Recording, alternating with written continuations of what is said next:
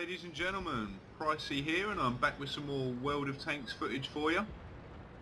Here we are in the KV1 Tier 5 Russian heavy tank. This is a 9.1 replay, so unfortunately we've got to watch it in third person rather than being able to use the sniper scope. But when they meddle around with the game and release a new patch, it does tend to muck up the old replays a bit. Now, I am working on getting predated older versions of World of Tanks saved on my hard drive, so I can watch older replays and commentate on them, and they'll be in their full glory without any sort of graphical glitches or anything. But anyway, back to the replay. We're on the new map today, or one of the new maps that came out in 9.1, which is Kharkov. It's a realistic map. This city actually exists and was a scene of quite a few big battles during the Second World War. If I remember rightly, which I'm not saying that I do, I believe this city was swapped hands between the Russians and the Germans a few times during the Second World War. Although I can't promise that, I might be getting mixed up with Stalingrad. But anyway, back to World of Tanks.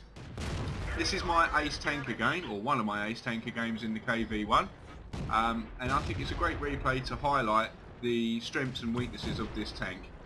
At the moment, we're on 2 kills, as you can see. 1186 damage has already been done, and I'm working this alleyway in the middle of the map at the moment, this street, whittling down the enemy tanks as I see them. Now, you can see from the angle that I'm angled at, from their perspective, I'm at pretty much a 45-degree angle. This tank has got 75mm of frontal armour as well as 75mm of side armour. So your best bet to increase your effective armour thickness is to park it at a 45-degree angle. As long as something doesn't come from this side over here and get a side-on shot at the side of my tank, I'm in a pretty good spot. So now we're on 2 kills, 1186 damage done. Tried to bring the crosshair round on this guy and have a shot, but I completely forgot that the server reticule takes a little while to catch up.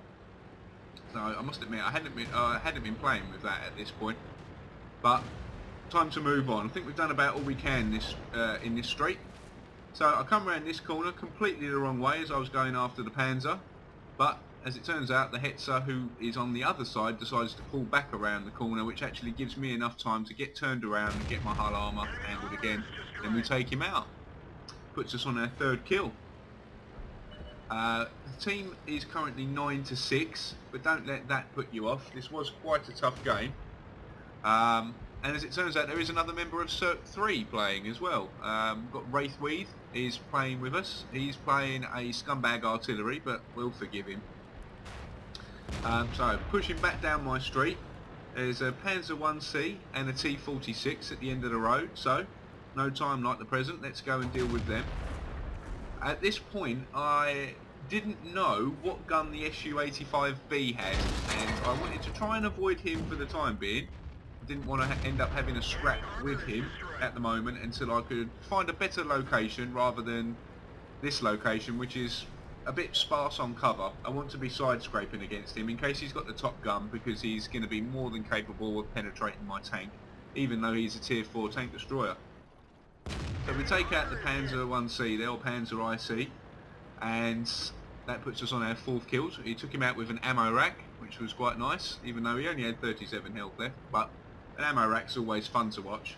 Although it looks like his turret didn't fly off. Very disappointed about that. He's still got his turret there.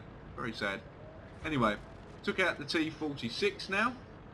That's our 5th kill. And you can see we've got some pretty stiff opposition. This is one of their better players on their team, the Atlekto. We bounce his first shot. Can't get a shot on him through the Panzer 1C's wreckage, so the Su-85 becomes our next target, as it looks like he's got the small gun, so don't have to worry about him quite so much. We'll focus back on the Atlektos, he's the better player. And then repair my tracks, push around the corner, finish off the Su-85B. That's our 7th kill. On the other team there is a Hetzer who is also having one hell of a game. He's on 9 kills, but judging by some of the complaints I've seen in local chat, it seems like he's been doing nothing but spamming premium gold ammunition since the beginning of the game.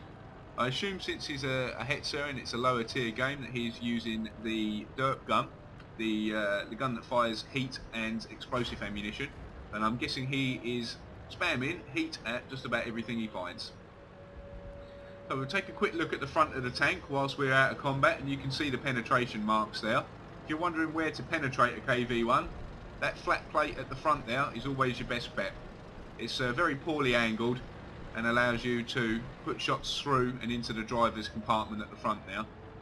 Now, as I move in, I don't spot him in the flag, so it's obvious where he is. He must be behind this bunker. There he is. He's only on 3 HP until we come round and finish him off for our 8th kill. Now, it's just myself and Wraithweave that have survived from our team, and just a griller from the enemy team that's left alive. So that was us picking up the Defender medal there. The funny thing was, me and Wraithweave weren't actually platooned in this game. This was the first time we actually met. Just in random matchmaking, we both ended up in the same game. So that was pretty cool. I've spoken to him a few times since, but I've not actually played a platoon game with him. I will have to get around to that, but I'm fairly new to Circ 3 anyway, but I'm really enjoying being in the clan.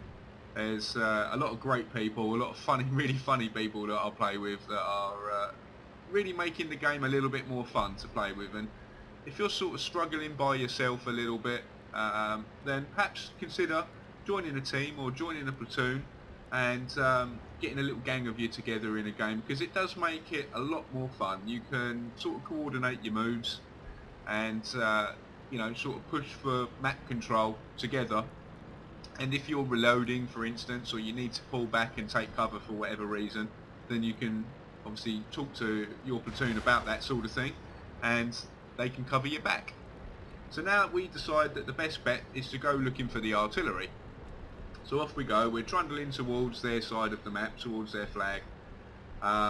Normally this is where you would find an artillery, but as you'll see, we split up here, both go 2 separate ways. I'm looking sort of to the middle there, and also sort of seeing if I can detect anything to the left hand side. We suspect he would be in the K1 area, so Wraith is going to go over there and have a look.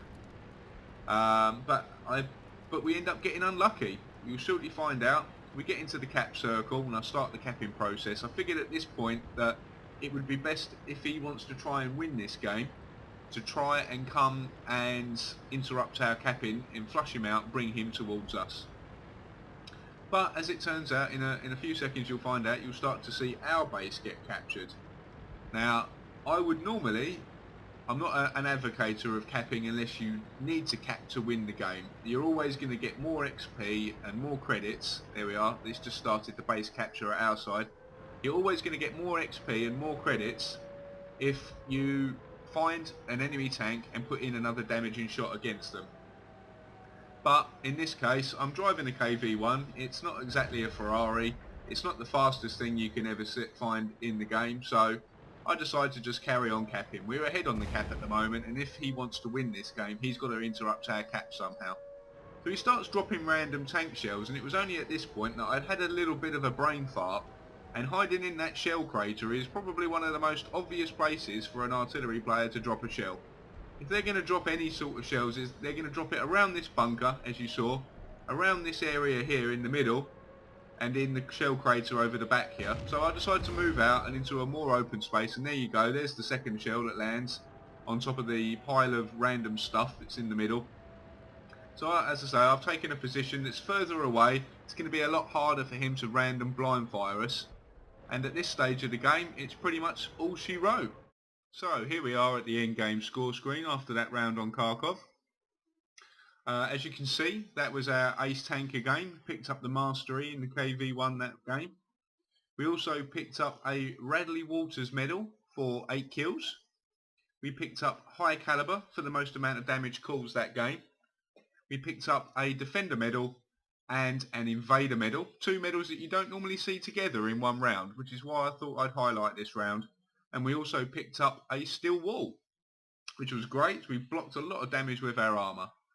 If I move over to the team score page, you can see we finished top on experience. That was 1,447 base experience, and we did 2,130 damage that game.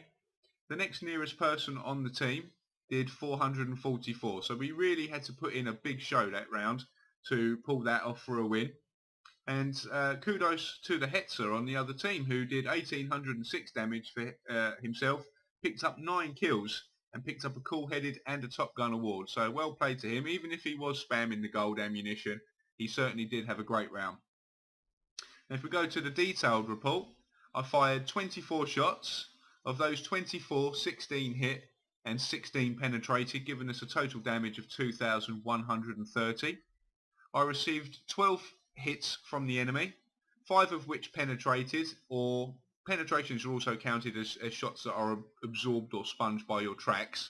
I think we only really took maybe 2 hits that actually penetrated for damage, and we received 7 hits that didn't penetrate and were blocked by our armour, which gave us a total of 875 damage blocked by armour, minus the amount of health that we were missing from the penetrating shots gave us the steel wall.